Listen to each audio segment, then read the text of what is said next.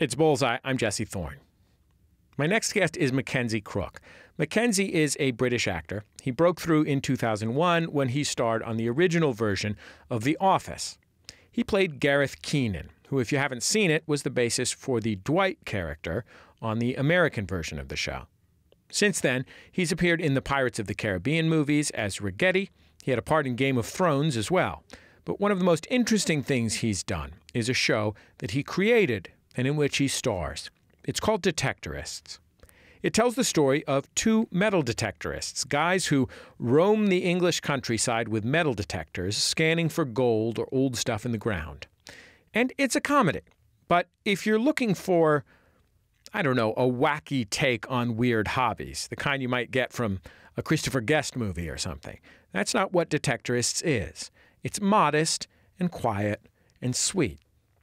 Take the main characters. There's Andy, who's played by Mackenzie, a low-key guy who's happy to spend hours on a farm just kind of pacing around with the detector in his hand and the headphones on his head. And his best friend Lance, played by Toby Jones. Lance is a little more outgoing, a little more self-involved sometimes, too.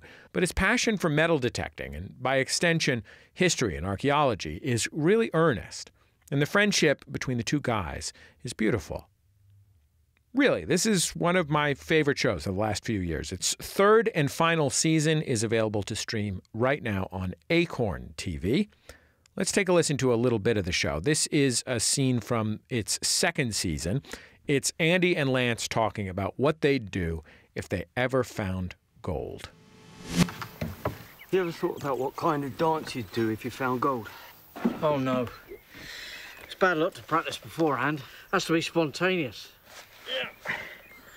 Yeah, I've no idea what'll come out on the day. Well, I imagine it'll be exuberant. Not too exuberant, though. Remember what happened to Derek Hoof? Oh, yeah. Dislocated a hip. It wasn't even gold in the end, was it? Milk bottle top. Embarrassing. Mackenzie Crook, welcome to Bullseye. It's great to have you on the show. Thanks, Jesse. It's good to be here. So, when you were out pitching this show, had you ever actually used a metal detector? At that point, I don't think I had. No, I think I'd always been fascinated. As a kid, there was this thing, yeah, these machines that you could apparently find treasure with. And I'm sure I asked for one for birthdays and Christmas. But no, up until at that point, I hadn't got myself a metal detector. I mean, it is a very odd confluence of that child's idea of finding treasure. And I have a 6-year-old and a 4-year-old. And both of them, you know, are obsessed with the idea of finding treasure. Yeah. And just the most middle-aged man thing in the world, which is finding a hobby that is essentially wandering around on a hillock Yes. with headphones on so no one can talk to you. Yeah, yeah. And it was that struck me about this hobby when I saw this show called Time Team on British TV a few years ago, and it featured a couple of these guys, and it just struck me as such a interesting but unusual and lonely hobby. I mean, our series Detectorists, we set it in the summer just because it looked beautiful and it seemed a shame to waste the English countryside. But in fact, the real hobby of metal detecting is usually carried out in the winter months when there's no crops in the fields. And so it's in bleak, you know, bitter cold winds and snow that they go out there in freezing conditions. So it's even bleaker and lonelier than it would appear on our show. What was it about that caught your mind? I mean, I've always had hobbies. I've always been interested in hobbies, and my dad always had hobbies. For me, it was fishing or bird watching, which are very similar, you know, isolated, lonely hobbies where you can just go out there and it doesn't actually matter if you catch a fish or spot the bird, and it doesn't actually matter if you find the gold or treasure, but it's the being there and being out there meditating, but with this prospect of possibly getting lucky. That appeals, I guess. What made you think that was a television show? Well, it turned out that I was percolating the idea for a lot longer than I initially thought, because I found an old notebook from 1999 that had the idea sort of mapped out over 3 pages that I'd written down and then sort of put aside and forgotten about for a decade and a half. But yeah, something obviously appealed to me about two guys out, and some of the first things I wrote were just the dialogue between Lance and Andy talking about what they watched on TV the night before, and some of those bits of dialogue, you know, made it from the notebook through to the finished TV show unchanged. It was just a sort of a stream of consciousness of these guys just talking when they're away from their partners, when no one else can hear them, what sort of things they talk about. I just knew that I wanted to see some real blokes with a real blokes relationship on TV. I didn't know if I'd seen that before. What do you mean when you say that? The realistic way that guys talk to each other. I mean, when I'm with my best friends, we don't talk about our sexual conquests. And so often I see that on TV, guys talking about how, you know, their sex lives, and I would never dream of talking about my sex life with my friends. I'd be much rather talk about, you know, watching Jeopardy or Mastermind the night before. Those are the things that we talk about. That's probably not very well put, but I'm going to play another little clip from Detectorists.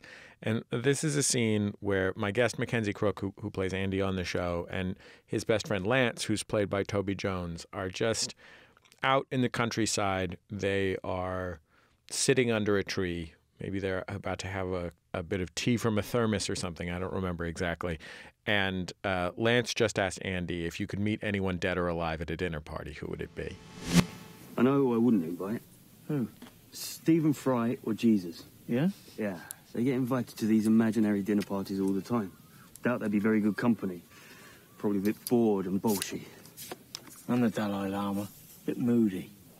I don't know, maybe Kurt Cobain? Oh, yeah, he'd be a good laugh. He was known for his sparkling dinner party conversation. Will there be heroin at this dinner party? What are your hobbies that are the closest parallels to your character's obsession with metal detecting? well, I mean, I am now a detectorist. You know, through researching this show, I obviously got myself a metal detector, and I realised that it's not just a case of luck. You don't just, you know, wander out there and hopefully walk over some treasure.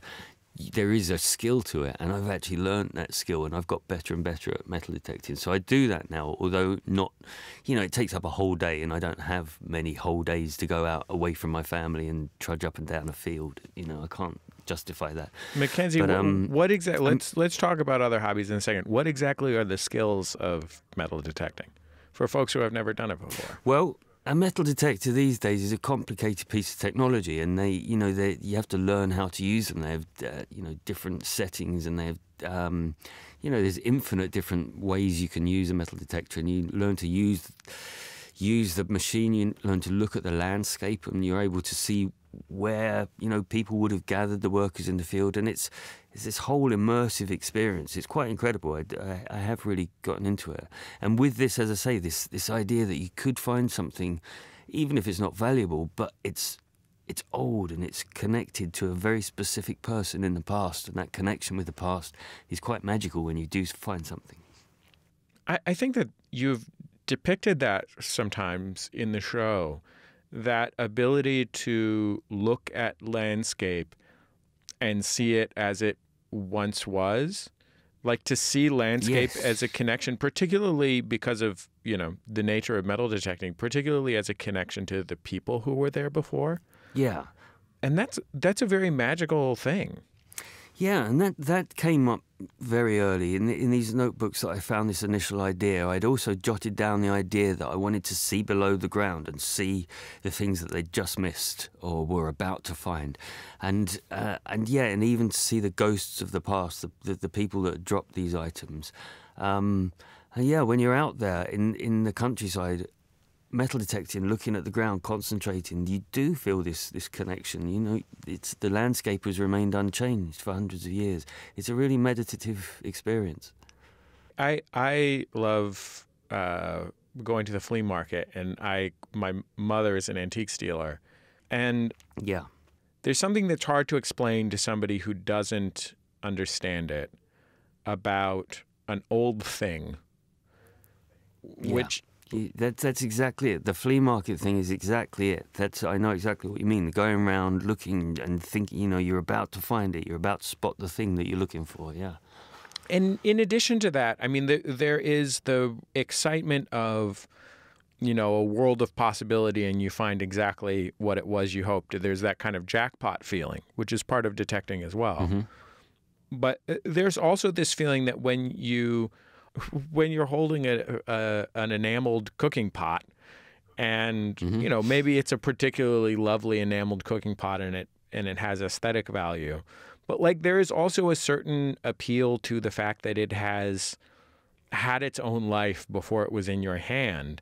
That even if one that was fresh from the factory doesn't have any chips in the enamel, I still might find myself picking the chipped one simply because even though I don't know what its story is, I can imagine it. Absolutely, and there's a lot of talk about buttons in Detectorists, because buttons in the UK, you find so many of them in the fields, and they came from the workers. But I love finding buttons because if you find a coin, it would have passed through so many different hands and had a long history. A button probably only belonged to one person in its whole button career, and that's the person that lost it in the field. So you find that button, there's your connection directly to a particular person in the past. And so, yeah, that's the chipped enamel cooking pot, definitely. I want to play another clip from Detectorists, and my guest Mackenzie Crook is the creator of the show and also its star. And this is Andy and his best friend, that's Mackenzie's character, and his best friend Lance, who's played by Toby Jones. And Lance just found something and is digging it up out of the ground, and he's kind of taking a moment. We're walking on archaeology. There's nowhere we could tread that hasn't been trodden 1,000 times before by the Celts, the Druids, the Romans. Where you go? Scaffold clamp. Saxons, the Vikings. When I look at this landscape, I can read it. That's the likely site of a settlement. That's where the workers gather for their lunch. That's where someone left some scaffolding. Yeah. What kind of parts were you called in to audition for before you got The Office? Well, not very many, really. It was I'd really just done a few little parts, and then I'd done a stint presenting as myself on this topical thrice weekly show called the 11 O'Clock Show, and I didn't like presenting as myself. I don't know quite how I got into that situation, but then it wasn't long after that I was doing stand-up comedy, always with characters, and the parts I was getting were, the strange, quirky roles. And then Gareth came along, who's like the king of the strange, quirky roles. Do you think that was because of the way that you look or something about your manner? Yes, I'm sure it's a bit of both. I know, again, strangely, I was talking about how Lance was a different character when I first wrote him, and then when I cast Toby, his character changed. And I think with Ricky and Stephen, the character of Gareth, he was a much more macho figure. He was a bigger guy. He was in the army and he was physical. And then I came in and read for it, completely the opposite physical type than they had in their mind. And they thought, yes, okay, maybe this is a different direction to go. I think one of the things that I like about watching Detectorists is I've been a fan of yours since the UK version of The Office. And I think you had such a horrible haircut on that show. Yeah. And then, things that I've seen you in since, like the Pirates of the Caribbean movies or Game of Thrones, there are these kind of parts that you've gotten where the whole point is for you to be as crazy looking as possible. Yeah. And I thought it was really nice. I was watching you in Detectorists and thinking wow, what a beautiful guy he is. You know what I mean? I was when he's not wearing a fake wooden eyeball or whatever it was in the Pirates movies, it's really lovely to see you looking like a person. I mean, because even on The Office, which is as dry a television show as possible, you had an insane haircut that made you look like the doofus to end all doofuses. And I'm what? It's exciting to see him as a guy. I've never thought of that, but I mean, I don't know whether you would know, but Gareth, my character in the office, spoke with a West Country accent, which is not my accent. But people, when they meet me, they can hear a West Country accent, even when there isn't one there, just because they know me as Gareth. And you pointing out that hairstyle is maybe what makes people think that I'm weird looking, because people go on about how weird I am, how weird looking I am all the time. I'm like, am I really that weird? And maybe it's just this projection of all my old parts. But again, with the character of Andy, it was a deliberate attempt to write a normal, everyman character for me to play, rather than the freak or the goofy guy. Did someone, when production of The Office started, did someone on set give you that crazy haircut? And it's like I mean, you can describe what your hair was like at the time. It's like an odd, it's sort of like a bowl haircut. Yeah, no, I was instructed to go and get my hair cut, and I went into this hairdresser and I said to the guy that I needed a bad haircut. I wanted a bad office worker's haircut. Did you go into like a fancy haircut place or like a... Yeah, I did. Yeah, in London, Soho. And this guy that I asked to do this was a little bit put out because, he'd been to college to learn how to do good haircuts, not bad ones. So, I remember him just sort of, I thought it would be quite a charming thing, weird, eccentric thing for somebody to ask for. But no, he was a bit pissed off about that. But yeah, he delivered. He gave me this strange thing which has gone down in haircut history. Let's hear a scene from The Office with my guest, Mackenzie Crook, who was Gareth, who American viewers of the American Office might remember the corollary character on the American version of the show, which was Dwight Schrute. Those characters had a lot in common, what with one being based on the other one and everything, but also a fair number of differences. So in this scene, Gareth is talking to Dawn, who was the female romantic lead on the show, and asking her for some dating advice. I've got two women on the go at the same time. Okay. All right, got off with them up. Chasers. They both want me. Sorry, what's the question? Should you be cheating on them both? No, I don't care about that. Basically, one of them is an absolute cracker. All right, real fox. Not much upstairs in the brains department. And I need intellectual stimulation as well as downstairs. Right, good point. So, I mean, sometimes I have to tell her not to talk during it. Stupidity puts me off my stroke. On you go. The other one is, she's lovely, clever, A-levels, right laugh, bit of a bloater. Okay, it's nice that you're even thinking of choosing brains over beauty. Well, no, I'm not. Can I ask Fatty to lose weight? I'm not even sure that's Wow. a proper solution because, I don't know. She's got a pretty face, difficult to tell. I mean, I wouldn't just ask her straight out like that, lose the weight, I'd send her an email or something. It's such a, it's... Wow. I think because it's been 15 years since the show was on television. Like, the thing that makes the show work is that it has a kind of emotional sweetness at the heart of it. Yeah. And that is true of all the characters, including Gareth. Yeah. I don't think Gareth could be have a scene as awful as that. If you didn't see a little bit of the sweetness inside of him. Yeah, I mean, he's not coming from a vindictive place. He's coming from quite a sweet place. But it's excruciating to listen to that. It's weird. I haven't heard that for a long time. I was listening to you being interviewed on Richard Herring's podcast, which is a very popular UK-based comedy interview show. And yeah, one of the things that Richard Herring said about The Office that I thought was actually, quite insightful was that you'd only have to turn the lens a couple of degrees for Gareth to be a hero on the show and Tim and Dawn, the romantic leads, to be the antagonists. Yeah, absolutely. And, Gareth is such a dope. And he's like, you understand why they pick on him all day. But at the same time, there's something kind of lovely about him. And I wonder, as the guy whose job it was to play him, what were the things that you really liked about Gareth? Yeah, I mean, he's naive and he's a child, but he comes across as a bit of a monster, but when you look at it, it's just he's just a child, and I like that. I liked that he wanted to be included. He wanted to, like David Brent, but perhaps to a lesser extent. But yeah, so when Dawn and Tim are winding him up, he thinks they're all having a laugh, all three of them.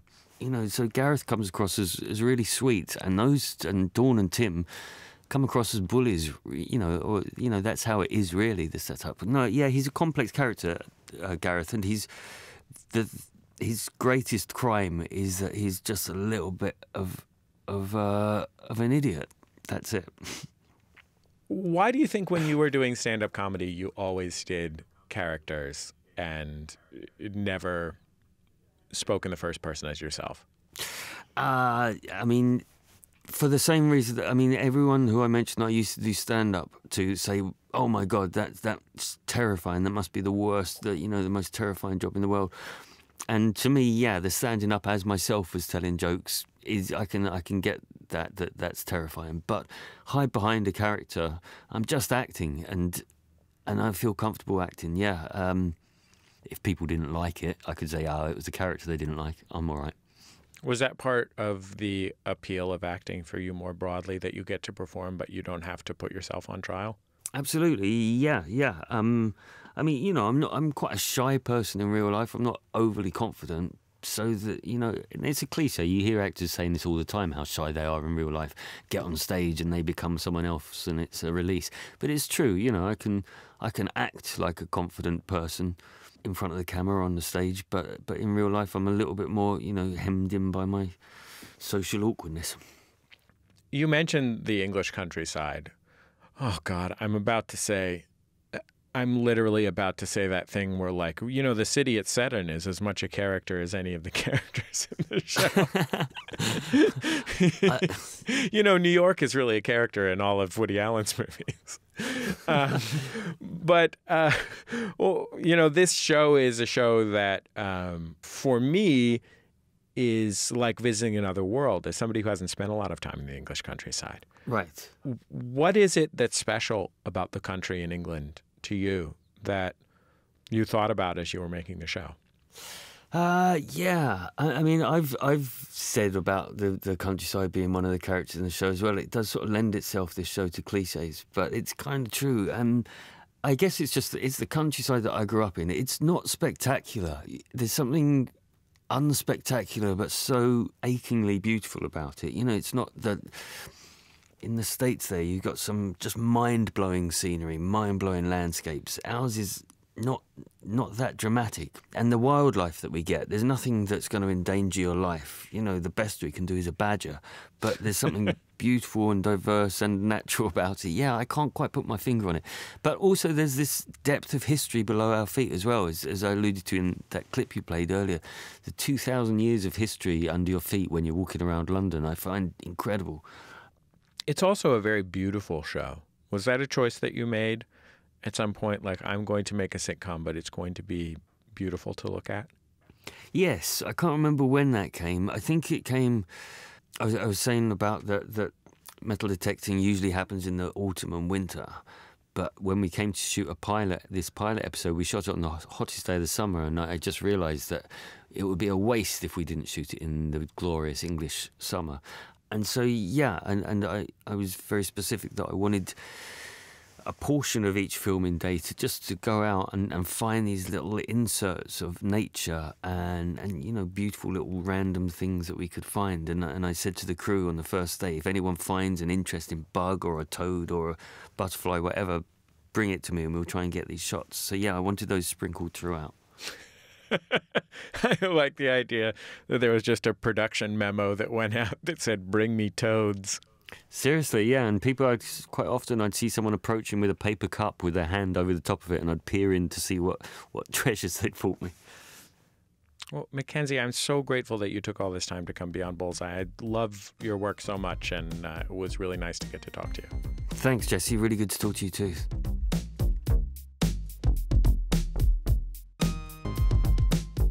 Mackenzie Crook, creator and star of Detectorists. It's one of my favorite shows. I think you'll love it too. You can stream seasons 1 and 2 on Netflix now. Season 3 just dropped on Acorn TV. Give it a look. You'll be glad you did.